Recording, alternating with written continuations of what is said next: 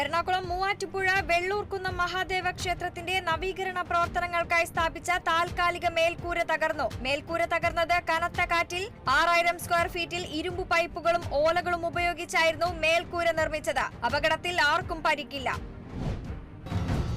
എറണാകുളം മൂവാറ്റുപുഴയിൽ സ്വർണവും പണവുമായി മുങ്ങിയ പ്രതി പിടിയിൽ. കൈക്കലാക്കിയത് ജ്വല്ലറിയിൽ നിന്നും 240 ഗ്രാം സ്വർണവും മറ്റൊരാളിൽ നിന്ന് 1.5 ലക്ഷം രൂപയും. മൂവാറ്റുപുഴ പോലീസ് പ്രതിയെ പിടികൂടിയത് മുംബൈയിൽ നിന്നും.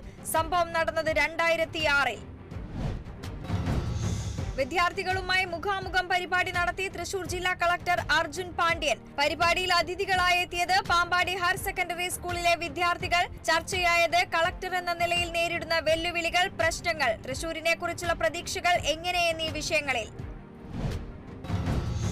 മലപ്പുറം വളാഞ്ചേരിയിൽ വാഹന പരിശോധനയ്ക്കിടെ പോലീസിനെ വെട്ടിച്ച് കടന്ന കാർ പിടികൂടി. വാഹനമോടിച്ചത് മുക്കിലപീടിക സ്വദേശി വിജീഷ്. കാറിൽ നിന്നും 15 ലിറ്ററോളം വരുന്ന അനധികൃത വിദേശ മദ്യം കണ്ടെടുത്തു. വളാഞ്ചേരി പോലീസ് അന്വേഷണം ഊർജിതമാക്കി. തൃശൂർ കാലടി പ്ലാന്റേഷന്റെ ഓയിൽ പാം എസ്റ്റേറ്റിൽ നിന്നും ഭീമൻ പെരുമ്പാമ്പിനെ പിടികൂടി. 55 കിലോ തൂക്കവും 70 സെന്റിമീറ്റർ വീതിയും 12 അടിയോളം നീളവുമുള്ള പെരുമ്പാമ്പിനെയാണ് പിടികൂടിയത്.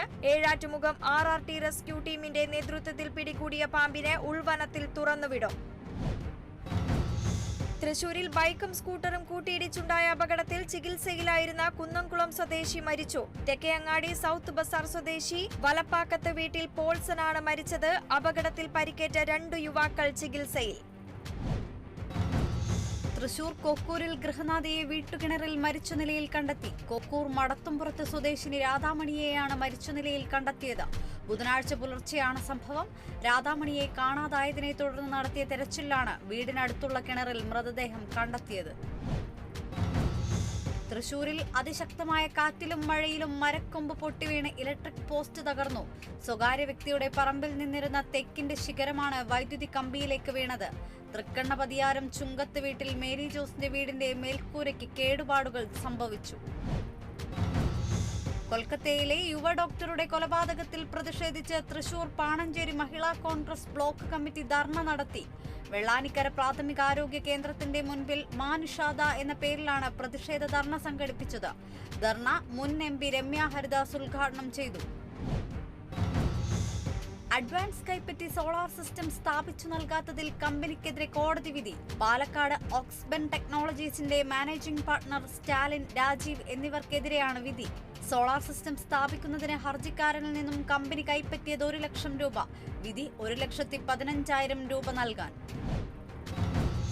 അനുമതിയില്ലാതെ പണമിടപാട് സ്ഥാപനം നടത്തിയ കേസിൽ പ്രതികൾ പിടിയിലായത് തൃശൂർ സ്വദേശികളായ സജീന്ദ്രൻ, രഞ്ജിത്ത്, വിവേക്, അർഷാദ് എന്നിവർ. സ്ഥാപനം പ്രവർത്തിച്ചത് കോർപ്പറേഷൻ ലൈസൻസോ മണി ലെൻഡിംഗ് ലൈസൻസോ ഇല്ലാതെയെന്ന് തൃശൂർ ഈസ്റ്റ് പോലീസ്. തൃശൂരിൽ 1 കിലോയിലധികം കഞ്ചാവുമായി അസം സ്വദേശി പോലീസ് പിടിയിൽ. അസം സ്വദേശി മൊജഹറുൽ ഇസ്ലാമാണ് പിടിയിലായത്. East police station, Ollur police station എന്നിവിടങ്ങളിലെ ഡാൻസ് ഓഫ് ടീമംഗങ്ങളുടെ രഹസ്യാന്വേഷണ വിവരത്തെ തുടർന്നുള്ള പരിശോധനയിലാണ് പ്രതിയെ ഈസ്റ്റ് പോലീസ് പിടികൂടിയത്. തിരുവനന്തപുരം കാട്ടാക്കട ഉണ്ണാംപാറയിൽ തേക്ക് മരം വീണ് 4 KSEB പോസ്റ്റുകൾ തകർന്നു. സ്വകാര്യ വ്യക്തിയുടെ പറമ്പിൽ നിന്ന മരമാണ് ശക്തമായ മഴയിലും കാറ്റിലും ഒടിഞ്ഞു വീണത്.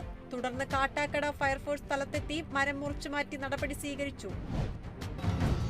കൊല്ലം ശൂരനാട് ആൺകുട്ടിക്ക് നേരെ ലൈംഗികാതിക്രമം നടത്തിയ സംഭവത്തിൽ അധ്യാപകരെ പോലീസ് കസ്റ്റഡിയിലെടുത്തു.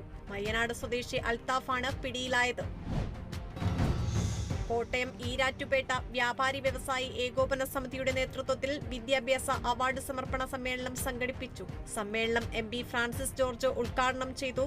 വിദ്യാഭ്യാസത്തിനായി കേരളം കൂടുതൽ പണം ചെലവഴിക്കുന്നുണ്ടെന്ന് പറയുമ്പോഴും കേരളത്തിന് രാജ്യത്തിന്റെ വിദ്യാഭ്യാസ ഹബ്ബായി മാറാൻ സാധിച്ചിട്ടില്ലെന്നും അദ്ദേഹം വിമർശിച്ചു.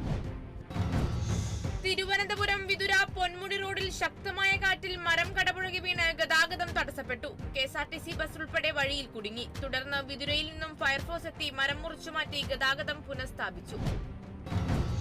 തൃശൂർ വെളുത്തൂർ പോത്തുകുട്ടികളുടെ ചെവിയിൽ കമ്പിയിട്ട് കുത്തിയും ദേഹത്തു പൊള്ളിച്ചും ക്രൂരത.